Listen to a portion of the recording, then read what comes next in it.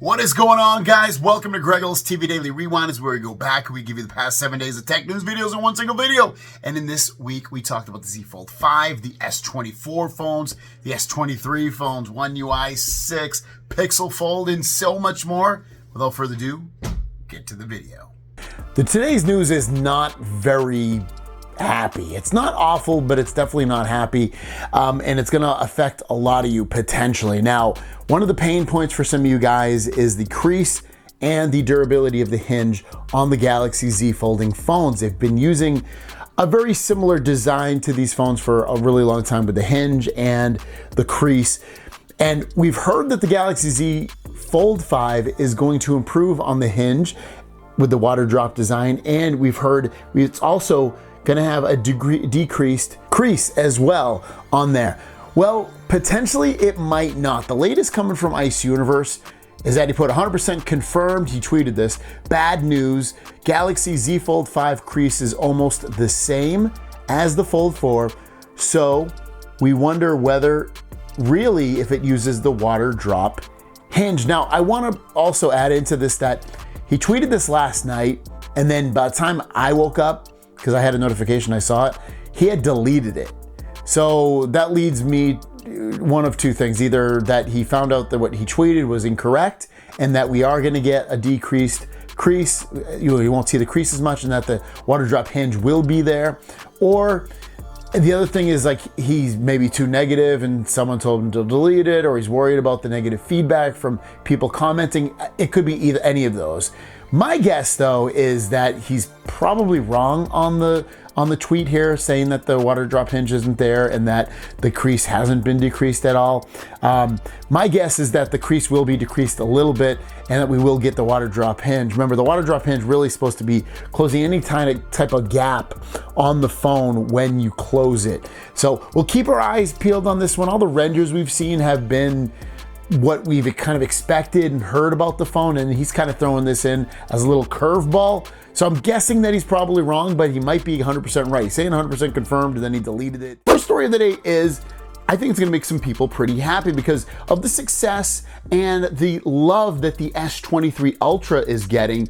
Well, we're about to get S24 Ultra rumors very, very soon. The latest coming out from Ice Universe is that the accurate leak of the S24 Ultra will appear 1 month after the release of the Galaxy Z Fold 5. Now, what does that actually mean? It means that when the Z Fold 5 is released in basically, I don't think it's going to get released at the end of July, but it will get released probably the first or second week of August, more likely the second week, that in September, most likely, we will be getting S24 Ultra renders and specs and everything else that would possibly know about this phone. I think, if I remember correctly, the latest rumors about the S24 Ultra is it's going to be very similar to the S23 Ultra, so I don't think you're going to see too much of a difference in terms of physical changes to that. And then obviously you'll see the 8 Gen 3 processor, slightly updated cameras, more RAM, probably the same amount of storage, things like that. But it is something that we have to look forward to, and we're only 2 or 3 months away from that. Next up is all about the Google Pixel Fold. Now, it's funny because I had just released a video about the Google Pixel Fold today and some concerns I had with the phone and concerns I think you guys have as well. So if you want to watch that video, definitely click on the link down below in the description of this video.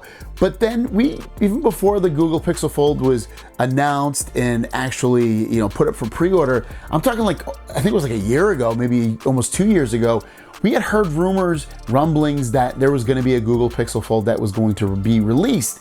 And then it just never did, and it got pushed back and things like that.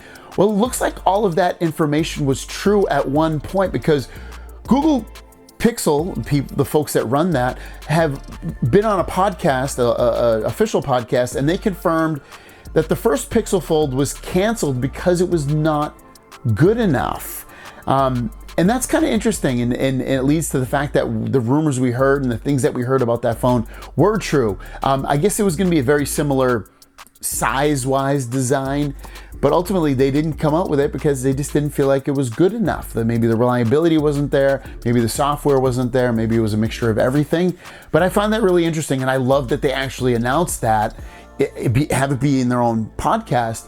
but I love that they announce that and kind of tell us the inside out of everything, because I think that's almost sometimes more interesting than the story is when the official product comes out, because we'd like to know that backstory. We like to know the guts of everything. So I thought that was pretty cool. I'll link the podcast down below if you want to give it a listen and listen for yourself. Story of the day has to do with the Pixel Watch 2. If you remember the Pixel Watch 1, it used a really old Exynos processor, which still, it performed really well. I have to admit, I didn't have any issues with it.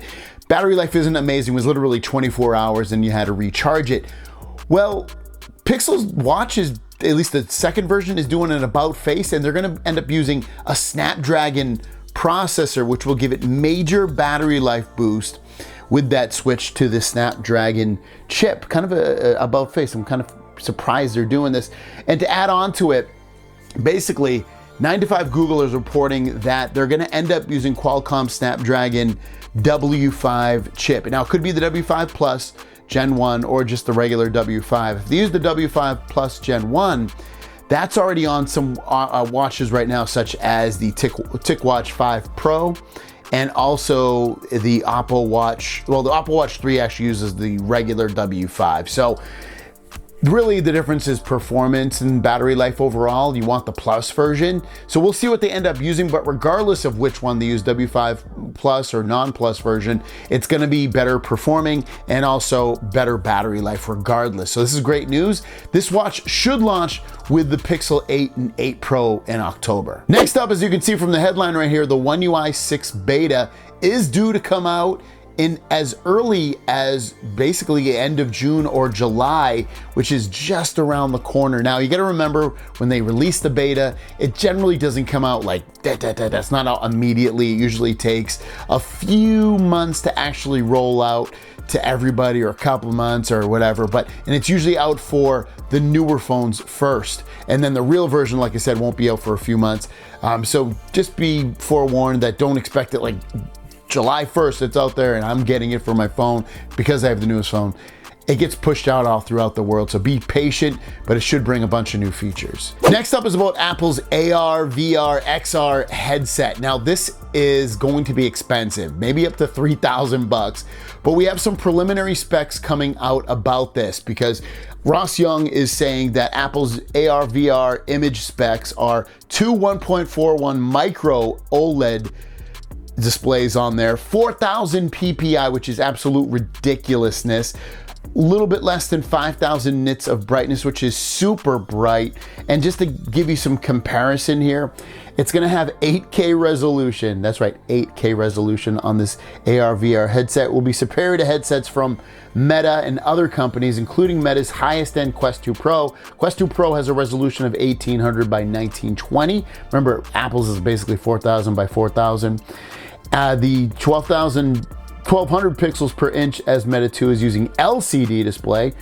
The high-end displays that Apple has created for the AR VR headset are rumored to be the most expensive component and a major contributor to the almost $3,000 price. Now, what can you do with this? What can you expect to do with this? Well, theoretically, I'm assuming it's probably going to be able to replace your monitor. So I assume you're going to be able to hook this up via USB-C, maybe Wi-Fi, directly to your device, if it's an Apple device, and use those as monitors. Maybe multiple monitors. You don't need to buy a monitor at that point. Obviously, you can use it and watch movies and play your games and things like that. I love this kind of technology. This is really, I've said it for a bit, this is the future of where things are about to go, are the glasses route, so you don't need these giant TVs and displays all throughout your house. This will take over that eventually, and it'll get smaller and more compact and more usable as time goes on. But I'm definitely keep my eye on this one. They should be announcing it, and they will be announcing it very, very soon at their next event. I think the next event's like next week or something like that. And our last story is a concept. It's probably not gonna come out, but it's what I would definitely want the S24, 25 Ultra, whatever you wanna call it, to look like. This is really cool stuff. I love the display on the back. Xiaomi made a phone, I believe, just like this with the display on the back. You can use that display, obviously, to take selfies, to take videos, to interact with your display a little bit in terms of not having to always flip it over. I love this. I hope they end up doing this. I think it's much needed, especially when you look at something like a Galaxy Z flip phone that has that display on the back. It's high time they brought it to their slab phones as well. What is going on, guys? Welcome to Greggles TV Daily, your source for daily tech news. Make sure you subscribe so you know what's going on in the world of tech. How is everyone doing? I hope you're having a fantastic day.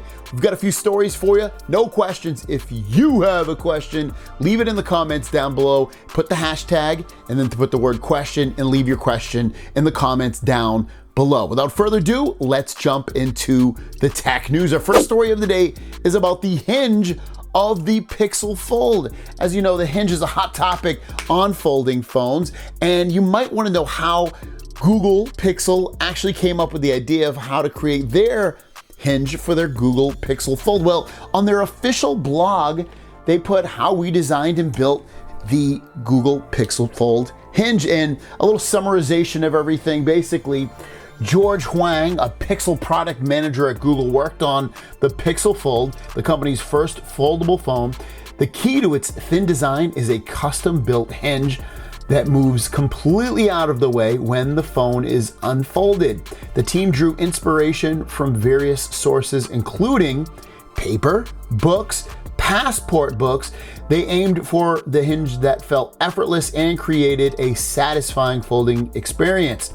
The stainless steel hinge is flexible yet strong, with magnets carefully balanced for durability.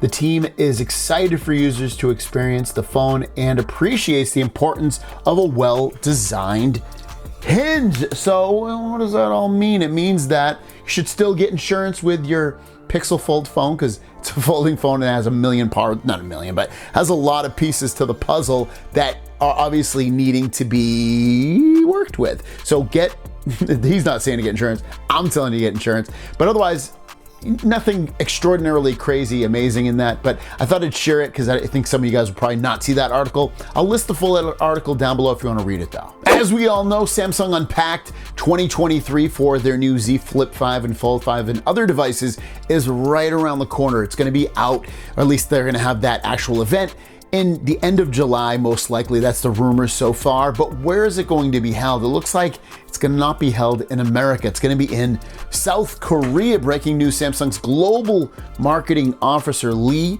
Young-hee, hinted that the Unpacked event for the new foldable smartphone would take place in South Korea. When asked by the reporters why Unpacked would be held in Seoul, Lee responded, because Korea is meaningful and important. Wow. That is very insightful to hear that. Obviously, that's their home market. That's where Samsung originates from. So it kind of makes sense that they do it there.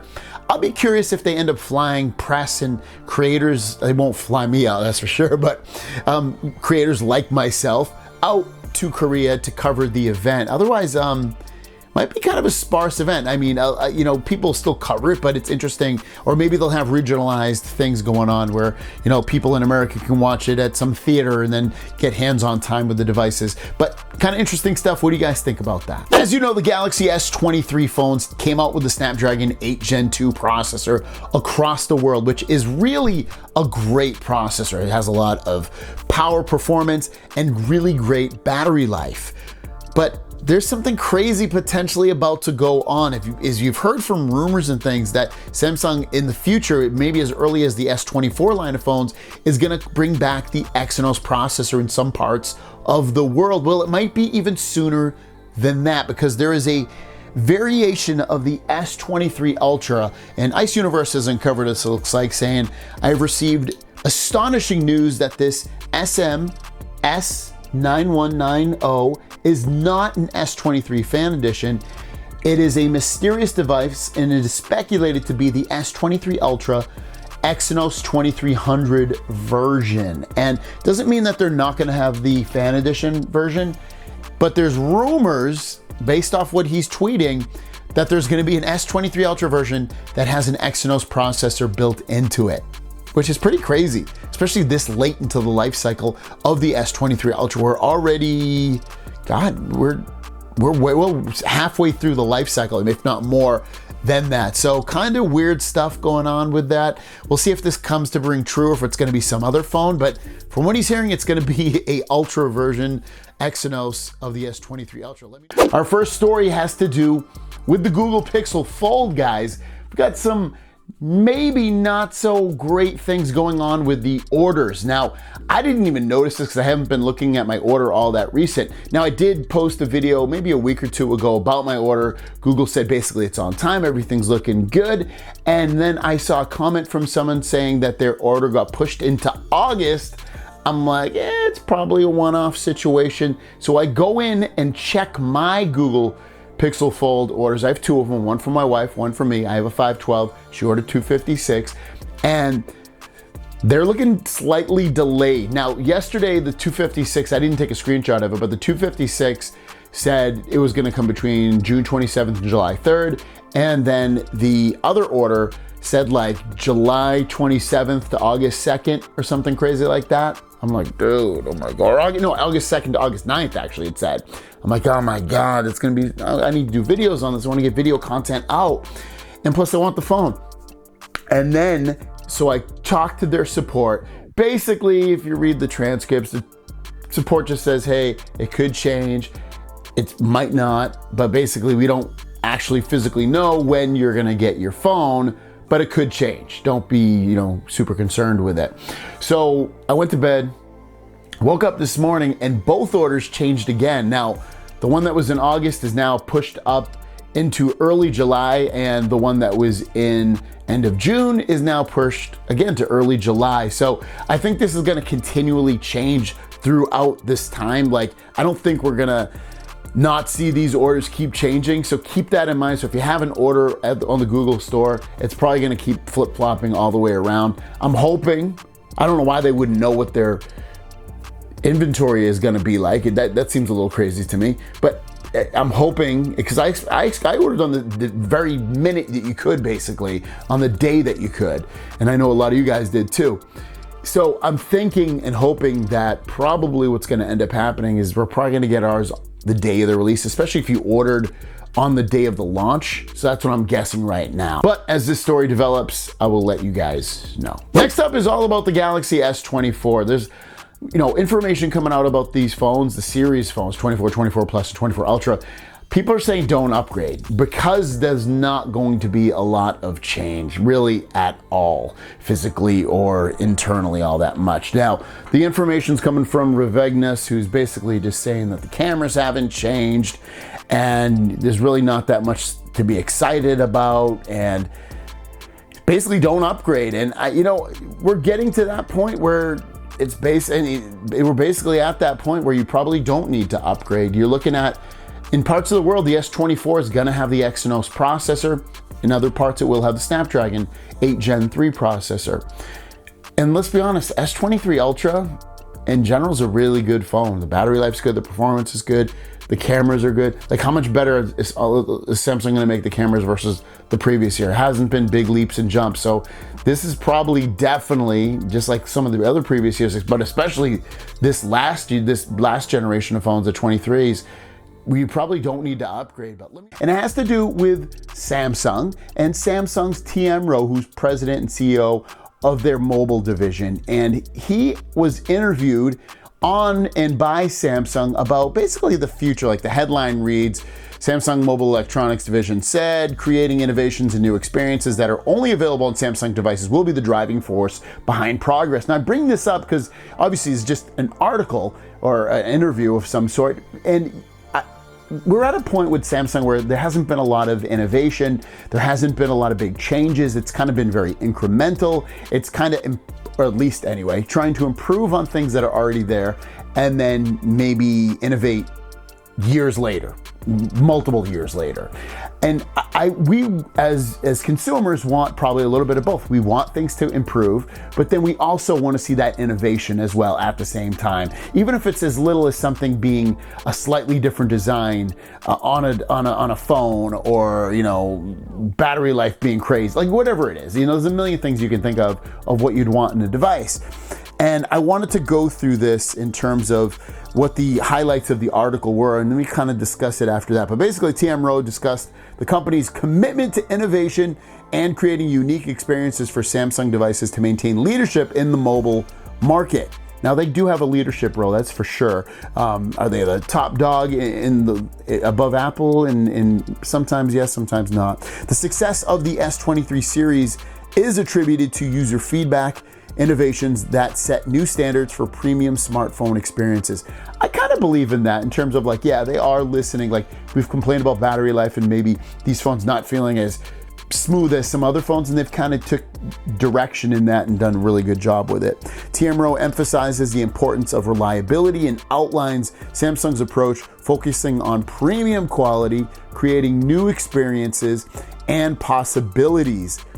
That's interesting right there, because that to me is sounding like they're going to start to show some new products and innovate some current products to places we haven't thought of, and making Galaxy devices more accessible and affordable. The future, that one scares me, because are they talking about they're going to take these premium phones and take out features or not innovate them as much and make the price go down? That scares me a little bit. The future includes seamless multi-device experiences and partnerships with Google and Qualcomm to explore augmented reality and AI-powered devices. The goal is to continuously bring new innovations to consumers. Now, that last bit right there about AI-powered devices and augmented reality, those are going to be absolutely huge. I've been talking about augmented reality off and on my channel for a while, and this is going to be absolutely huge. There's going to come a time where a lot of people are going to wear some kind of lens or glasses, and you're just going to be able to walk around and know everything. There'll be profiles for photo people if they allow it. There will be facial recognition with that stuff, obviously, because it will have a profile for them.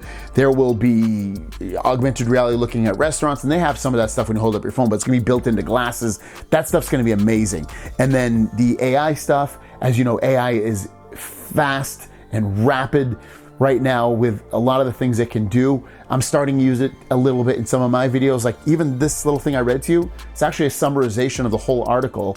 And there's like a little plugin you can get from Chrome that I did that with. Instead of having to like describe what I think, it summarizes it for me and it puts it into one small paragraph instead of multiple. So like there's so much to do with AI and so many cool things. So I like the direction Samsung's going in some ways. I like that they're going to eventually come out with some kind of augmented reality glasses or extended reality glasses that allow you to not have to use a television or a monitor. You can view it through these glasses, and there's stuff out there right now, but Samsung and Apple are going to really perfect this kind of stuff.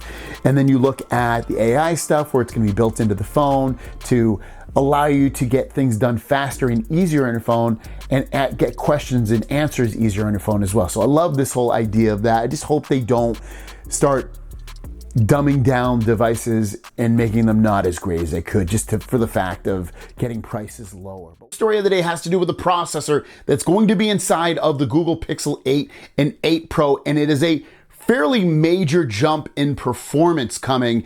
Now remember, the Tensor G3 processor that will be in the Pixel 8 and 8 Pro is very similar in terms, or it is basically, it's an Exynos processor customized for Google, but this one is going to be Exynos 2300, which is for Tensor, at least performance-wise, if we're talking raw numbers here, is a big jump up. Now here's the information. Come from the Galaxy. I've seen this before, so he's not creating it. He's just copying somebody else. But ultimately, he had it written out so well, I thought I'd run with it.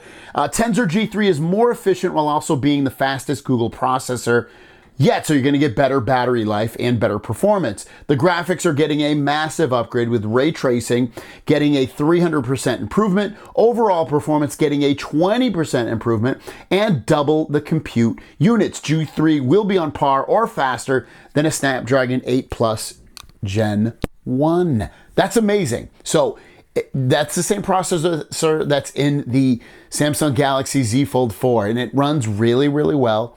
I mean, the battery life isn't absolutely amazing, but it's good. It doesn't mean it might even have better battery life since it's coming from Google and they're running their own software and this and that.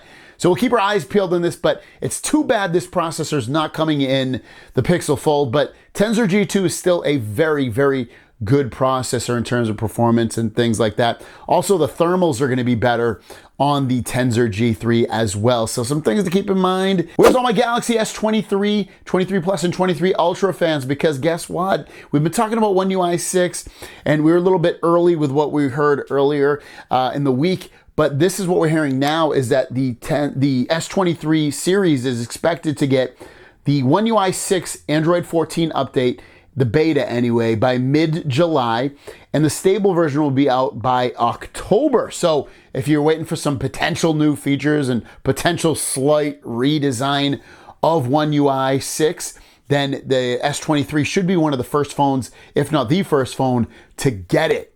Thanks for watching, guys. Your question of the day is, what's a feature you want to see in One UI 6 that we don't have, or some kind of fix? Let me know in the comments down below. Without further ado, let's jump on our Q&A.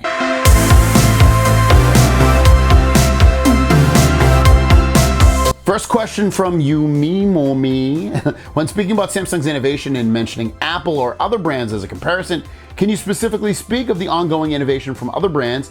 Pick as many as you would like. That way you would like to question if Samsung is stale with their products. Also, what small changes are you speaking of Samsung implementing as an improvement that you feel many would be happy with based on previous recommendations prior to their current products? Although you mentioned Samsung listening to their customers, if Samsung is the #1 brand globally, and if not, then who is and why? That's a lot of questions in there. I just basically answer what kind of innovations I'd like to see with Samsung. Well, new form factors coming out. With even their traditional slab phones, I'd love to see, this isn't a Samsung phone, but I'd love to see a display on the back so I can see myself when I'm taking and using these back cameras. I'd like to see faster charging. They've been using the same charging forever on their phones. Those are just a couple of things. Those are minor things that they could do, like much faster charging. I'm talking like get up there to 80 watt. Put bigger batteries if it helps with battery life overall, but they've done a good job with some of the optimizations with the processor in there and the battery life, especially with the S23 phones. The other brands, I think the Chinese brands are really taking the initiative to kind of pushing things to that next step with new hinges in their folding phones and much faster charging throughout their line of phones. The cameras are getting bigger sensors, and Samsung's kind of sticking with the same sensors over and over. It's really the Chinese brands that are really pushing the envelope with some of the newer technologies. Now, I'm not saying, and also when you think back to Samsung products back in the day, they were like, had the best of the best, and they had this and that and this new feature. And I know cell phones are kind of evening out with what they can do and what they want to do in terms of where they are right now. It's a very mature product, but there's still innovation to be left. I'm not saying they're not going to innovate at all, especially when rolling and slidable displays become more out there in the open. But those are a couple of things that I think that Samsung could definitely improve on in terms of bringing more innovation to the product line and making it seem a little bit more exciting. Last question, Jack Matthews actually. If you're coming from a Z Fold 3, would you upgrade to the Pixel Fold or wait and see the Fold 5? The Crease said it's going to be better than the Fold 5 for most other aspects. Lean towards Pixel Fold having the edge if you're not worried about the big bezels. Yeah, I think the more exciting of those is the Pixel Fold. I think the Fold 5 is really going to be, I've said this a couple times, just better performance and better battery life, which are not slouches. I mean, I think we're going to get some nice battery life on the Fold 5, especially to some of the other folding phones on the market, especially last generation's folding phones. But otherwise, the small display on the Fold 5, I hate that on the outside. The cameras will be good, but I mean, they're not going to be blow you away good. So I don't know, I'd say try out the Pixel Fold. If you like it, keep it. If you don't, send it back and wait for the Fold 5. Thanks so much, guys. Have a great day. If you have a question, leave it in the comments down below with the hashtag question, and we'll see you down the road.